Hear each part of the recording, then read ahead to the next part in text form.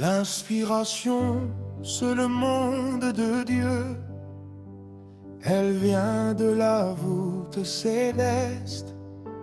Elle souffle dans l'âme de l'homme. Elle est plus forte que les Écritures. Regardons un peu le grand prophète Moïse. Donna la loi aux enfants d'Israël, leur disant concernant le mariage: vous ne devez jamais prendre des païennes. Mais lui-même se mariait à une païenne. Cela montrait la vie de Christ, qui devait se marier à une païenne. L'inspiration, c'est le monde de Dieu. Elle vient de la voûte céleste. Elle souffle dans l'âme de l'homme. Elle est plus forte que les Écritures. Regardons encore Jésus-Christ, le Fils de Dieu.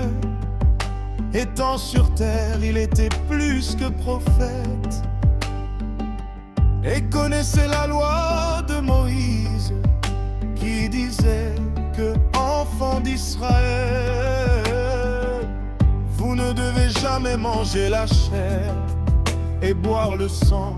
Mais lui dit: il faut manger ma chair et boire mon sang pour avoir la vie éternelle. L'inspiration, c'est le monde de Dieu. Oh. Elle vient de la voûte céleste. Ça Elle souffle dans l'âme de l'homme. Elle est plus forte que les Écritures. Quand un homme chante sans l'Esprit de Dieu en lui, ceci est semblable aux cymbales qui retentissent. Mais quand l'inspiration vient, elle est très différente. Elle brille comme de l'or. Elle est semblable au serpent de Moïse. Elle avale les chansons des autres. Et elle brille comme de l'or. Et elle prouve qu'il y a un Dieu quelque part. L'inspiration, c'est le monde de Dieu. Elle vient de la voûte céleste. Elle souffle dans l'âme de l'homme.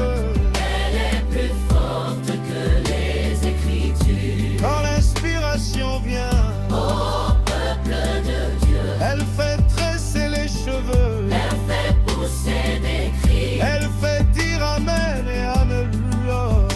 Et elle prouve qu'il y a un Dieu quelque part. Car un homme de chair ne peut pas parler comme cela, ou encore chanter comme cela.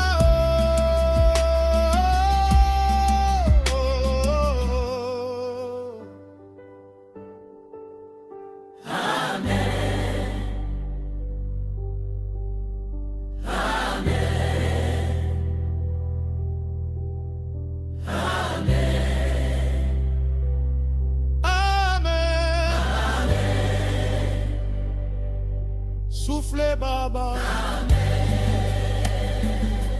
soufflez Nkosi.